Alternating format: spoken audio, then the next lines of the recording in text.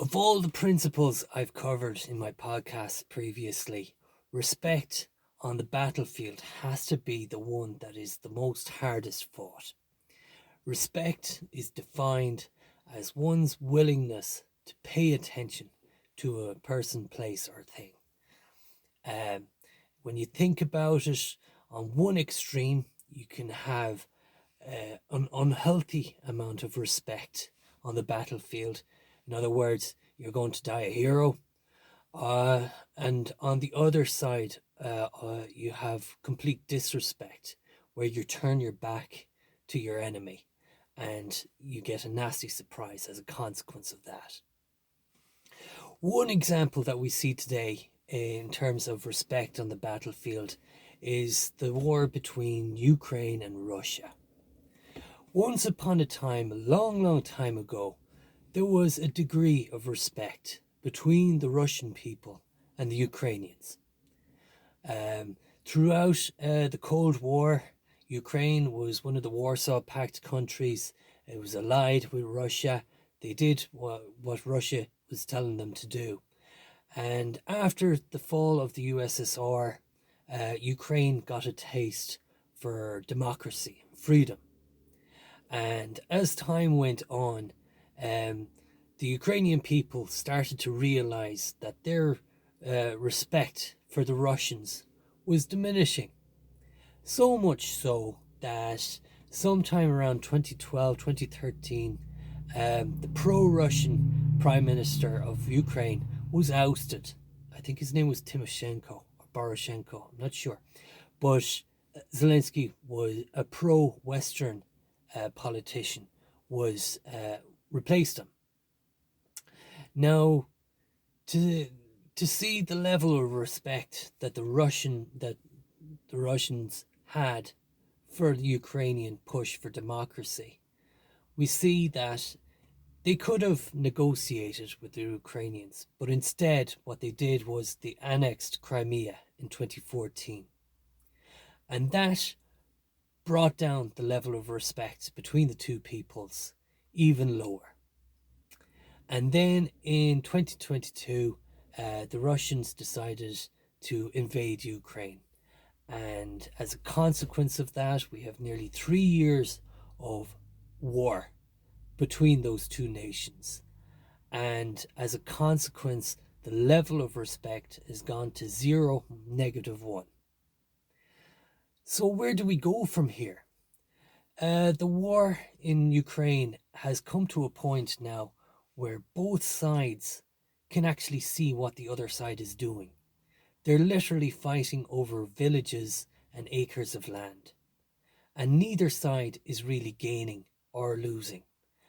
It's come to a stalemate. Currently, they're saying that the Russian offensive is coming to the point of exhaustion. And the Ukrainians are saying that they want to start a counterattack in the springtime. And on top of that, the F-16s that were promised to the Ukrainians around Christmas, it's being pushed out to another few months. So what's going on? What's going on is, right, there's zero respect between those two people. And it, as a consequence of all the war that's going on, it's having a negative effect on the entire world. You know, it's affecting food prices, it's affecting economics, the politics of the situation. Everything is getting skewed on account of the fact that there's there's zero respect between those two nations. And going forward, if it looks to me that Russia has the resources to keep fighting for another 5, 10, 15 years. And on the other side, the Ukrainians, with their argument that if Russia doesn't back down, then if they surrender, or Russia is just going to build back up their army again and try again in Latvia, Lithuania, or some other place like that. It's not good. It's not, in both arguments, they're both very, very right. You know, you can't disagree with those outlooks on life, but they're too absolute. There's no give or take in that. And there has to be a little bit of space between those two um, uh, ideologies. There has to be a bit of space. Otherwise, people won't live. The Ukrainian people cannot um, go back to their homes and rebuild. The Russian people cannot go home and rebuild their own themselves. I mean, the Russian people are literally being herded like cattle and pointed in the direction of the war. And I said it in a previous podcast. They're trapped. They have literally no choice.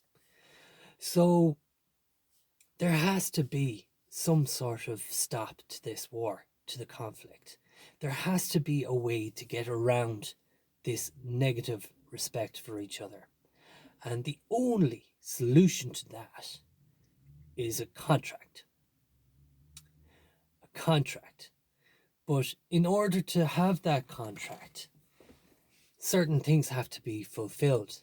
For example, um, in order to start the contract, both sides have to be able to actually sit down and talk to each other. Um, that can't happen if if Zelensky is dead, or if Putin is dead, or if the higher ups are on either side are eliminated. Then that's not going to happen. So there has to be a capability to actually form an agreement. Secondly, there has to be cooperation, a willingness to cooperate on that simple act of drawing up a contract. They have to be willing to do that, and they have to do that in their national interests. Um, they have to have the motivation to do it. They have to see the logic of forming that contract so that they're saving lives on both sides and everybody else. They have to have initiative. They have to be willing to see the opportunities that are available if they cease fire. There has to be firmness of control. You know, if there is a document signed and that it means a ceasefire, both sides have to stop fighting. You know, there has to be control of the fighters. Okay, what else could there be? There is um, a capacity to listen to non-aligned organizations. Like, you know, they have to be willing to take on guidelines set by somebody who can see it on both sides and see and who can balance it out for them. They have to be willing to have the common sense to see that what they're doing is the most logical thing and it's the right thing to do. They have to have the intelligence to actually see that if they do this, it will lead to this, which will lead to a better life for everybody. They have to be loyal.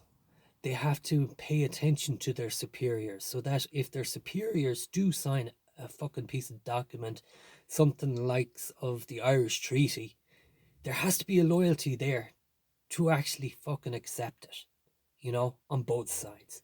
And we saw that in the Irish Treaty. That caused an awful lot of disruption, but it had to be done. What else could there be? There has to be a willingness to take responsibility if things go south. In other words, if there's an agreement between the two sides and there's one small faction that's acting up, that doesn't mean that the whole process has to start all over again or it's back to stage one.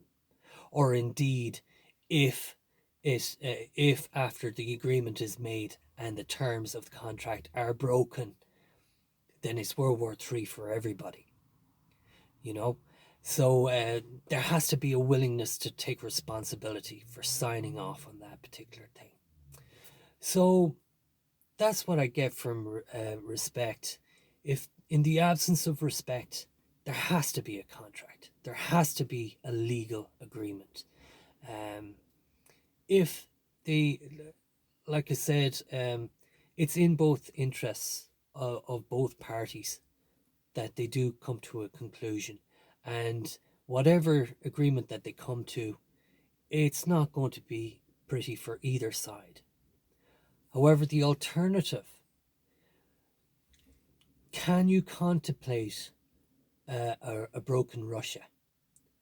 You know, if Russia was to decide to surrender, which is not realistic, what you're looking at is anarchy on a very large scale and could potentially cause trouble for all of us for a very long time to come. And likewise, on the Ukrainian side, if Ukraine was to surrender to Russia, um, that's going to cause all sorts of upset and disruption. And it's not positive for anybody. And it's not in anybody's interest that something like that can happen. But by having a contract between those two nations, yeah, it's going to be hard on both sides for a very, very long time. But at least people can return and rebuild and make lives of themselves.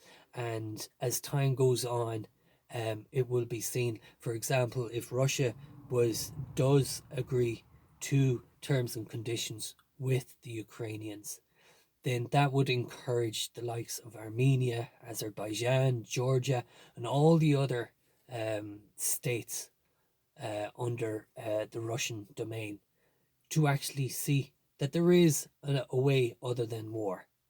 There is another way. There's the negotiating table. And that's where respect starts. And from that point on, well, there you go. That's all I have to say. Take care.